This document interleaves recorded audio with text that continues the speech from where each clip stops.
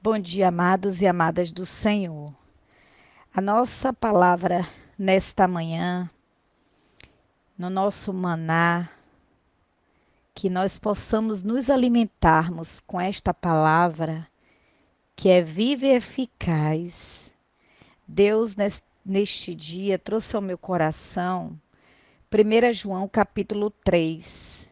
Deus é Pai e é santo. Seus filhos são também santos.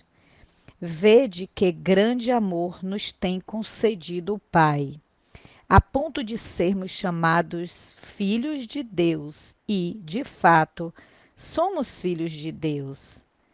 Por essa razão, o mundo não nos conhece, porquanto não conheceu a Ele mesmo. Amados, agora somos filhos de Deus e ainda não se manifestou o que haveremos de ser. Sabemos que quando ele se manifestar, seremos semelhantes a ele, porque haveremos de vê-lo como ele é. E assim mesmo se purifica todo o que nele tem esta esperança, assim como ele é puro.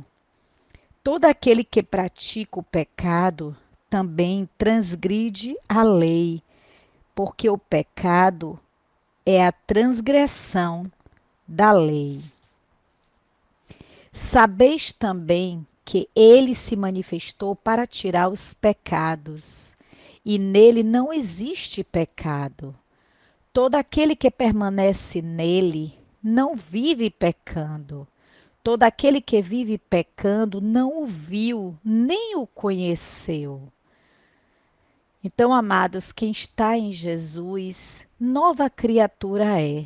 Eis que as coisas velhas se passaram e tudo se fez novo. Amém? Então, aqui, continuando o texto, os filhos de Deus e os filhos do maligno. Filhinhos, não vos deixeis enganar por ninguém. Aquele que pratica justiça é justo, assim como ele é justo. Aquele que pratica o pecado procede do diabo, porque o diabo vive pecando desde o princípio. Para isto se manifestou o Filho de Deus, para destruir as obras do diabo. Todo aquele que é nascido de Deus não vive na prática do pecado, pois o que permanece nele é a divina semente. Ora, esse não pode viver pecando porque é nascido de Deus.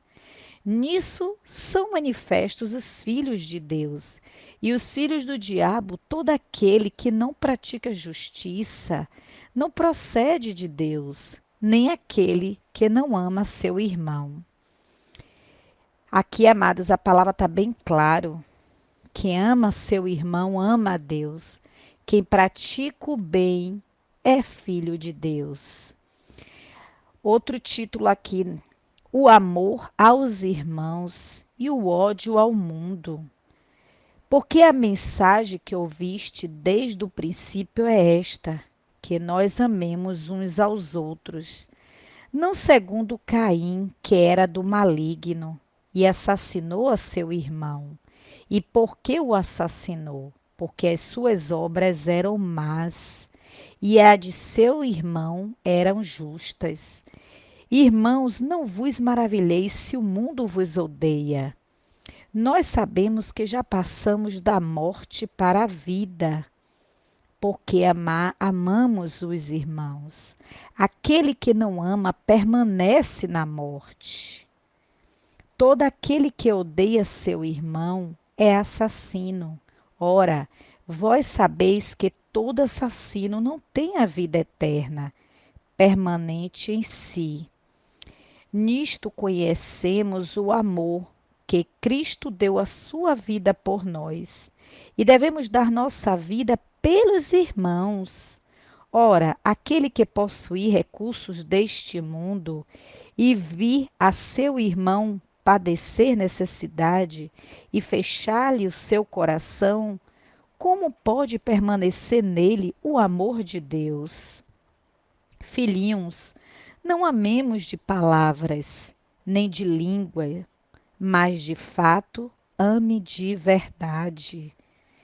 E nisto conhecemos que somos da verdade, bem como perante Ele tranquilizaremos o nosso coração.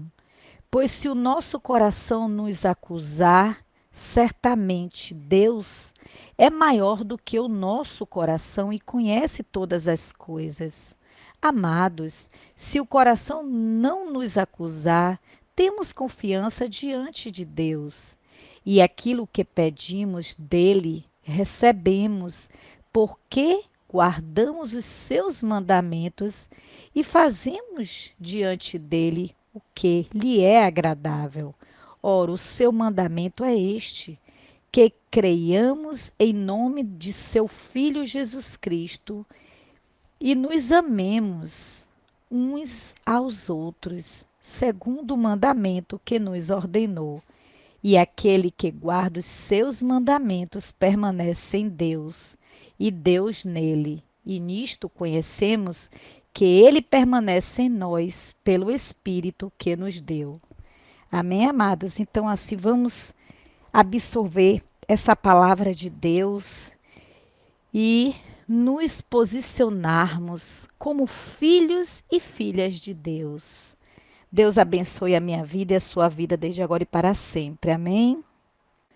Amados, continuando o nosso estudo, aqui, razões imperativas para uma vida pura. Para que o áudio não ficasse grande, eu vou ler aqui para vocês o que é que diz o título aqui do texto de 1 João, capítulo 3, do 1 ao 10.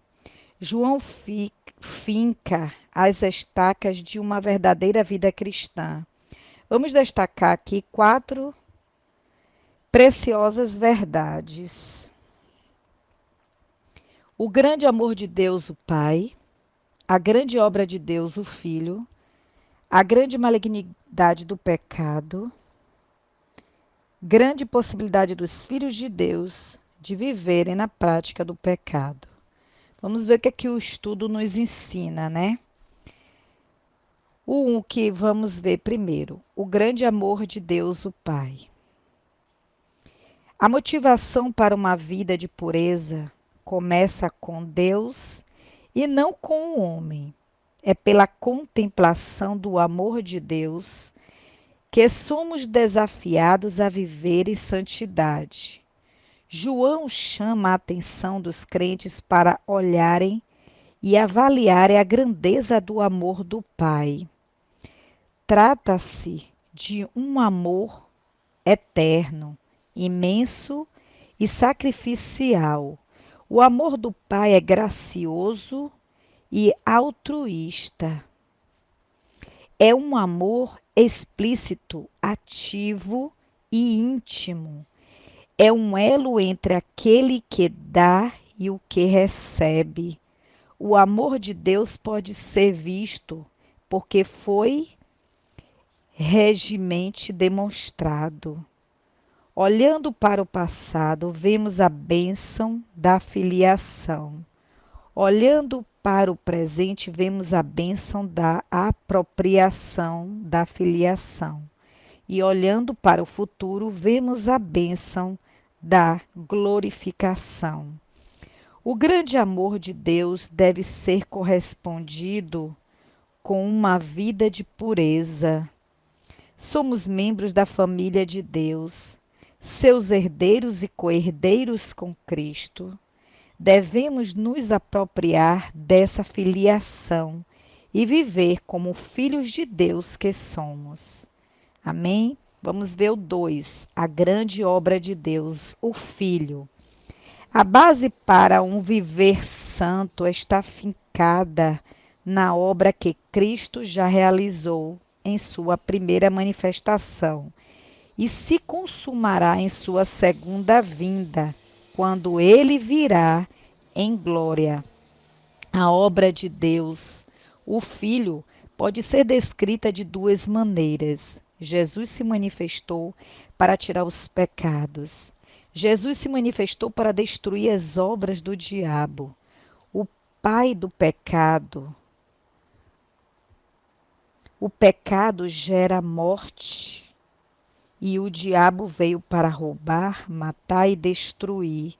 Ele é assassino, ladrão, mentiroso, enganador, tentador e destruidor. É a serpente sedutora e o dragão devorador. Jesus desbancou os principados e potestades na cruz do Calvário. Aleluias. Ele triunfou sobre o diabo e suas hostes. Ele expôs os principados e potestades ao desprezo. Ele esmagou a cabeça da serpente. O diabo continua agindo, mas ele já foi derrotado. E em Cristo podemos escapar à sua tirania. Glória a Deus. O 3, a grande malignidade do pecado. A essência do pecado é a ilegalidade. O pecado não é apenas uma falha negativa, uma injustiça ou falta de retidão, mas uma ativa rebelião contra a vontade de Deus e uma violação de sua santa lei. A ação do pecado é insurgir-se contra a obra de Cristo. Toda vez que um filho de Deus peca, está se levantando contra Cristo e mostrando que não entende ou não dá o devido valor ao que Jesus fez por ele na cruz. Se Cristo se manifestou para tirar os pecados, seria correto querer mantê-los? Se o pecado demandou do Pai a entrega do Filho à morte na cruz, então podemos considerá-lo inócuo e desculpável? Isso é impossível por definição. Jesus e pecado jamais podem estar juntos. Disso resulta que todo aquele que permanece nele não vive pecando. Pecar é obedecer ao que peca desde o princípio, o diabo, em lugar de obedecer a Deus. Só por meio do sangue de Jesus podemos ter vitória sobre o pecado. O pecado não pode ser tirado pelo esforço humano. Não podemos lavar-nos a nós mesmos. O injusto não pode justificar-se a si mesmo. O impuro não pode purificar-se a si mesmo. Somente o sangue de Cristo pode nos lavar de todo o pecado. Amém? E o 4, a grande possibilidade dos filhos de Deus de viverem na prática do pecado. Para João, o fazer é a prova do ser.